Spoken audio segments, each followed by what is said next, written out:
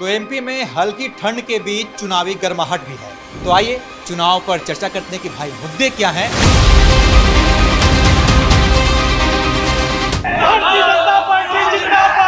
मां शिप्रा के नाम पे राजनीति कर रहे हैं, चाहे वो कांग्रेस के लोग हो चाहे बीजेपी के हो। पर शिप्रा नदी आज भी शुद्ध है। हम आचमन करते हैं, जाते हैं, नहाते हैं, कोई समस्या वाली ऐसी कोई बात नहीं। एमपी में हल्की ठंड के बीच चुनावी गर्माहट भी है और एबीपी लाइव का काफिला पहुंच गया है उज्जैन में। और इस वक्त हम लोग हैं एक मशहूर कैफे में, जहां शहर के कुछ गणमान्य नागरिक और भाजपा और कांग्रेस के कुछ साथी भी मौजूद हैं।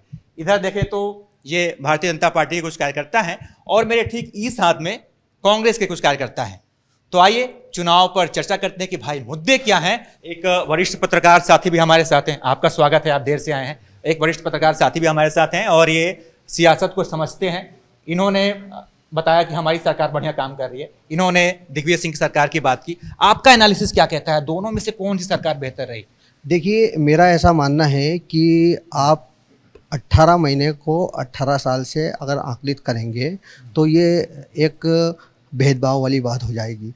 मध्य प्रदेश में पिछले 18 सालों से भारतीय जनता पार्टी की सरकार है। एक पत्रकार होने के नाते मैं आपको इस चीज़ का एनालिसिस बता रहा हूँ कि 18 साल भारतीय जनता पार्टी की सरकार रही, शिवराज जी यहाँ पर मुख्यमंत्री रहे। तो आखिर ऐसी क्या परिस्थिति हो गई कि केंद्र के नेताओं को केंद्र की योजना गिनाना पड़ रही है?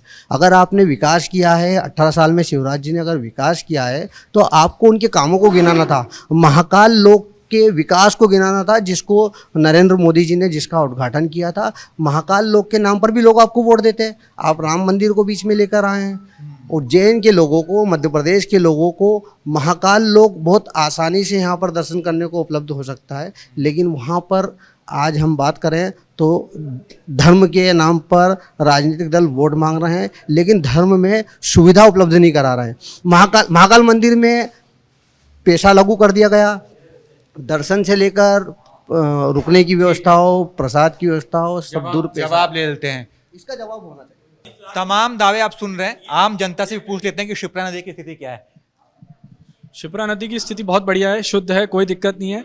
कभी कभार बारिश, जब बहुत तेज बारिश होती है तो हो सकता है कि कोई नाले का पानी बहता हुआ कभी शिप्रा नदी में आ जाए, क्योंकि जब अभी बहुत ज़्यादा वर्षा हुई थी और शिप्रा नदी पूर हो गई थी तो उस समय बहुत सारी नदियों का, नालों का पानी आके मिला होगा।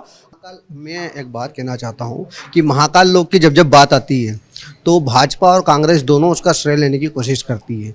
लेकिन जैसे आपने कहा कि मूर्तियाँ गिर गई, तो भारतीय जनता पार्टी ने एक पत्र जारी करा, नगरीय प्रशासन मंत्री भूपेंद्र सिंह जी ने, कि ये हमारे काल की जो है योजना नहीं है, कमलनाथ काली की योजना है। तो मुझे एक बात समझ में नहीं आती, ये राजनीतिक लोग हर बार मंदिरों को, धर्म को बीच में क्यों लाते हैं? इनको अपनी राजनीति आमने सामने लड़ना चाहिए। जब विकास की बात आती है तो आप श्रेय ले लेते हैं और विनाश की बात आती है तो आप सामने पे धकेल जाते हैं। ये चीज़ नहीं होना चाहिए। शिप्रा नदी की आपने बात करी, मेरा ये कहना है, ये कांग्रेस के हैं, ये बीजेपी के व्यक्ति हैं, दोनों आपके सामने हैं। इनसे जल उठवा लो और ये अगर कह दें कि हाँ शिप्रा शुद्ध है, ये कहते हैं या ये कहते हैं, तो मैं मान लूँगा या शिप्रा शुद्ध, और मैं आपके साथ चल के उसका पानी पी के बताऊँगा फिर। क्योंकि राजनीति हो रही है, शिप्रा के नाम पे राजनीति हो रही है। माँ शिप्रा के नाम पे राजनीति कर रहे हैं, चाहे वो कांग्रेस के लोग हो चाहे बीजेपी के हो। किसी भी धर्म को राजनीति में नहीं लाना चाहिए। मैं फिर कह रहा हूं आपको कि आप कसम खिलवा लो, ये जल है हाथ में सबसे। भारतीय जनता बेहद ही शानदार चर्चा रही यहाँ पर। बाकी आपको ये बातचीत कैसी लगी, ये चर्चा कैसी लगी, इसके बारे में जरूर बताइएगा। और एबीपी लाइव की चुनावी कवरेज जारी है, आप देखते रहिए एबीपी लाइव।